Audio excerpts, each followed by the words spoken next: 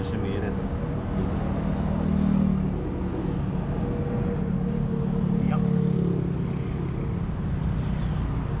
Yan, maluwag na. Naugot na yung sumisirit na langis na. Dito, parang dito bumigay. Side mo.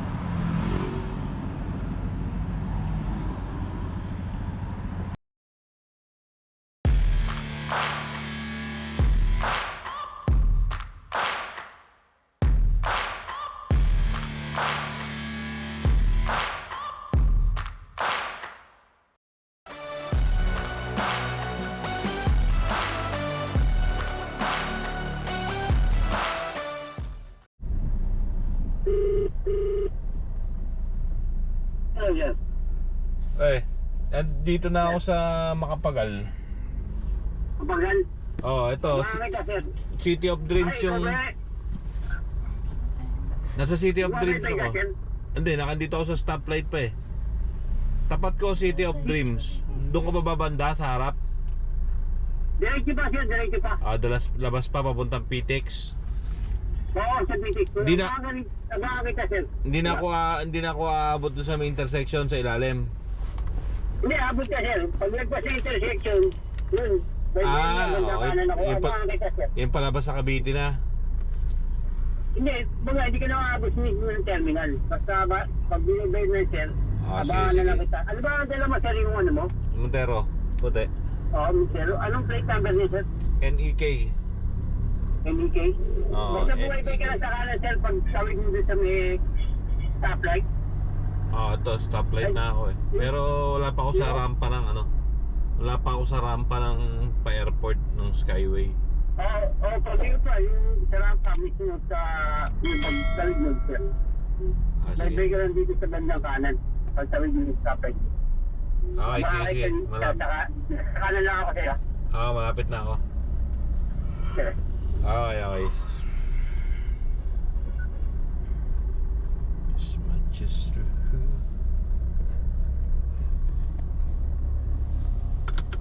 So mga ka-GM, meron tayong rescue ngayon dito sa may nasa part na tayo ng Makapagal, Pasay. Yung adventure nung alaga nating isang adventure, laging pangkaraniwang problema ng isa pa to sa problema lagi ng adventure na issue ng adventure, yung pumuputok lagi yung alternator hose. So alas 8 na ng gabi ngayon, nasa Skyway siya kanina, bigla daw huminto yung sasakyan, tapos may nakailaw daw yung langis. Sabi ko, ako, hinto mo, check mo kung may langis.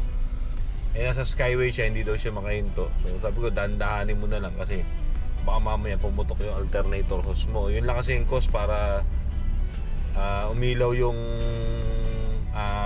oil indicator mo sa panel.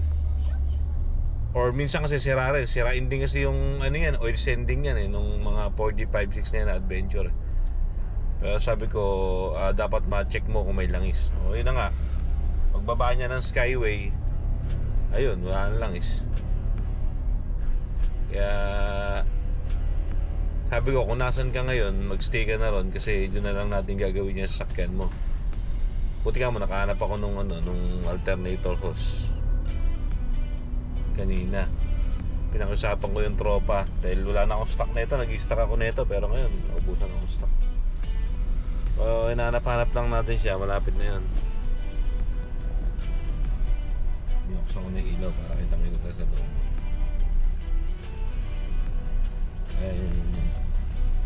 Ayan, nakaharang na siya. Yan, mga parang puno na boss. Ano siya ba? Ano ba yung lupa? Lupaan dyan? Meron, lupa. Tayo mga kaya dito. Hindi, pwede naman. Lipat na lang natin, labas mo dito. Dito sa likod ng Montero, buntot mo. Mabilis lang naman eh. Maandar pa naman sir, hindi mo nagbabago ito, okay lang. Pero hindi pwede yan, pag walang langis, putya, masisira makina. Sige, bababa. Mabilis lang, tutok mo lang dito sa likod ko. Okay sir. Okay. So, ayun na si boss. Ito yung dala natin alternator, hose. Yan. natin ngayon sa sakyan niya. Eh, yung sakyan niya, may loob eh. Okay, labas muna natin dito kasi kailangan mong tanggalin yung oil filter niyan saka yung hihigaan mo sa ilalim. Problema, dumi doon. Hirapan tayo higaan na maayos. Wala pa naman akong dalang higaan. Tulad na ako kasamang helper ngayon. Helper ko ito. Shout out boy. Ang tulog boy. Okay mga ka-GM, tingnan natin kung ano nangyari sa may alternator hose niya. Kung bakit pumutok. Pero mga alternator hose ng Adventure, pag napansin nyo may nagko-contain leak to sa may puwet ng alternator, pinis ko yung mismong hose na yun. Kung may nakikita kang parang delik doon, dapat yan papalitan mo na. Kasi doon nag-start yun eh. Hindi naman basta-basta yung mahuhugot nang hindi yan nag-leak. Kadalasan nag-leak talaga siya bago siya bumigay. So yan, panalaman natin, tatanggalin natin ngayon. Kung sakto, nakaputi pa naman ako. Congrats pala sa Pilipinas. Nanalo tayo against China. Okay.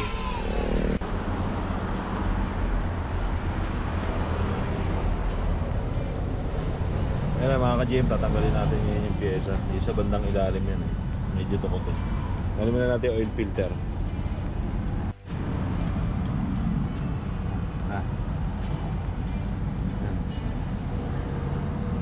Sumirit. Yak.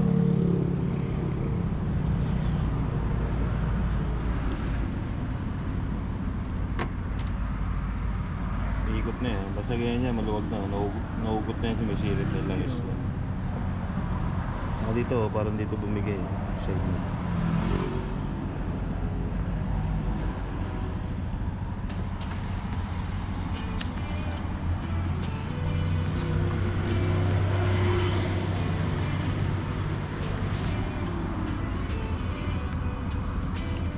Bago natin ba?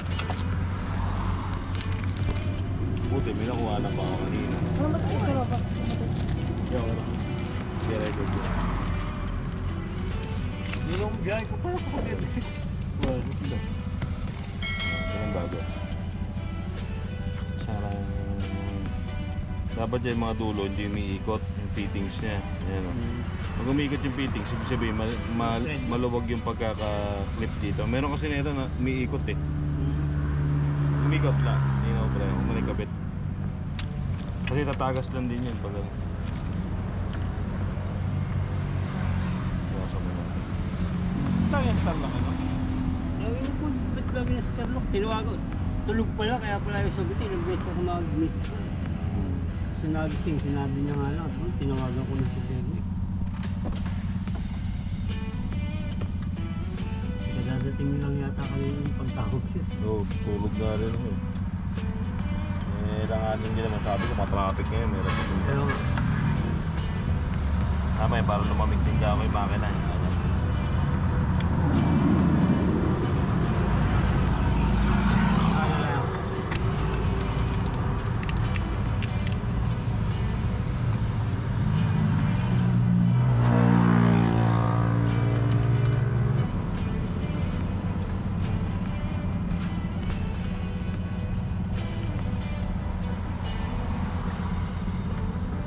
akala ko, hinto ako sa Skyway. Ako matay ka. Wala umilaw yung ano. Sakit mo sa Skyway kayo na. Langis. Matotoo ka pa. Bigla namatay eh. Pak! Namatay. Sinubok ko ang start. Nag-start. Tapos nawawala yung ilaw. Dahan-dahan ko na. Pagpasok ko pa lang sa toll gate ng ano. Anong tawag? Yung pa lang. Ano eh. Nak. Nalaglag.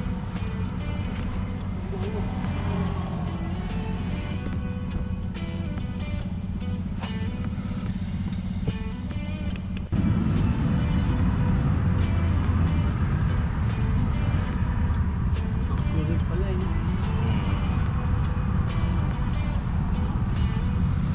Kunti na lang, umano.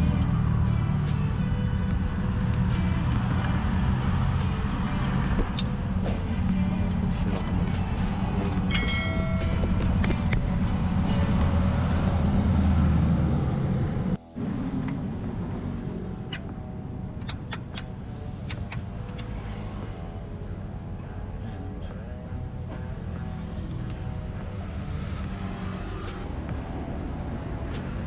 natin langis kung meron pa natira.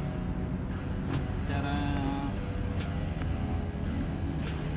Ito natin.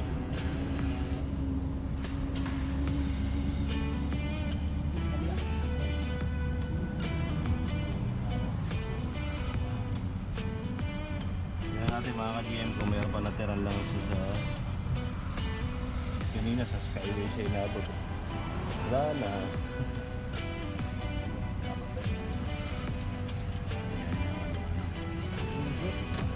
Teka. Bibigyan ako ng... Okay, kaya na yun. Ha? Kaya na yun. Tawag mo. 5.5 kung dala ko.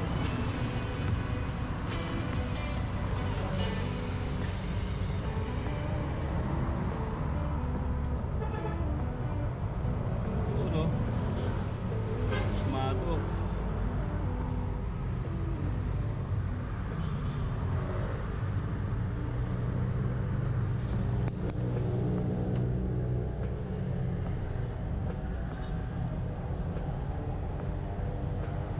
Yung mga depression, parang ano, nagbibigil siya. Manibela. Hindi, yung sasakyan. Para ano na yung gulong mo, gulong. Yung mga galong-galong. Check na yung gulong mo kasi tagalip na yung mga gulong na yun. Minsan bengkong lang. Kaya nga, yun ang inaano ko. Nagyewang-gewang.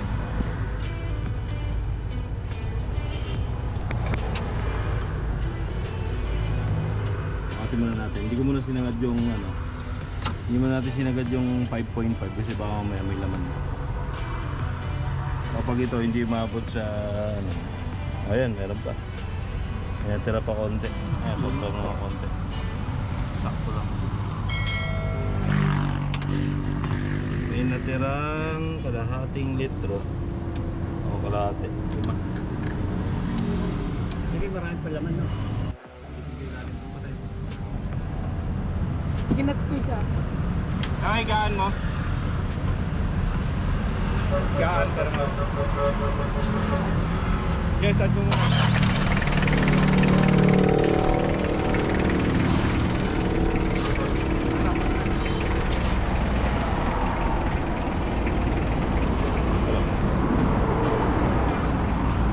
Dati ko wala na yung ilaw doon sa panel niya. Ayan, ano.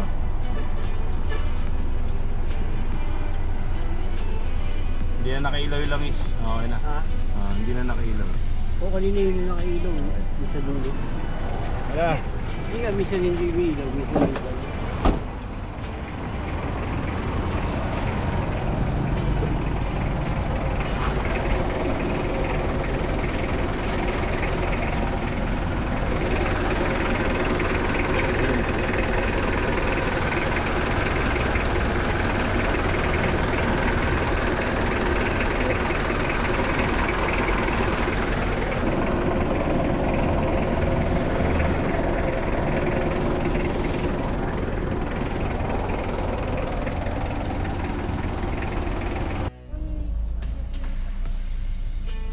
Ayan mga ka-GM, pauwi na tayo ngayon.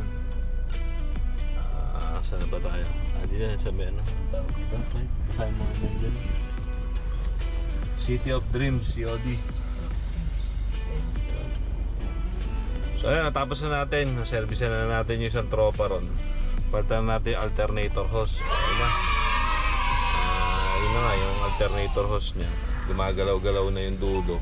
Doon sumisirit yung langis nun. Ganun ang lagi problema ng adventure. Kaya doon sa mga adventure na nakikita nyo nagkakatas-katas yung alternator hose sa likod, yung flexible ba? Kasi may pressure ang bomba ng langis nun. Kaya ang gagawin nyo rin talaga, pag nakita nyo nag-oil leak na, palitan nyo na. Kaya abutin nyo yung ganun, kamukha nun. Yun, nasa Skyway yun. Biglang tataka siya, umiilaw daw yung langis. So, dahan-dahan lang naman siya. Kasi naramdaman niya may problema. Pero bigla daw siyang huminto. Yung sudden stop, hindi niya alam ba't nagkaganon. Ni-start niya, mandar naman. Pero pakiramdam niya parang low power. Sabi ko kasi ang init ng makina mo dahil walang lubricant sa loob. Hindi naman siya pwede huminto sa Skyway, matotow siya ron. Sabi niya, may pasahero din siya kasi nag-grab, dahan-dahan lang. Oh, pinagulong-gulong nyo lang dyan. Hanggang makababa siya lang sa exit dito sa may Panaiax. Ayun, okay na. Nagawa na natin ngayon. Dahil siyempre, labor natin doon, pang labor tropa lang. Mukhang lugi pa ako dahil nag-aaya na naman kumain tong alaga ko. Nagutom na yun. Boy, gutom ka na, boy. Kausap, anong trip mo? Jollibee. Jollibee. Labor natin, 500 lang. Ilan tayo? 4. Wala pa sa Ate Sam. Mukhang di aabot yung 500 natin. Mukhang malulugi yata ako dito. Okay, sige. Hanap tayo ng Jollibee. Jollibee, okay ang KFC nga. Okay mga ka-GM. Bye-bye you.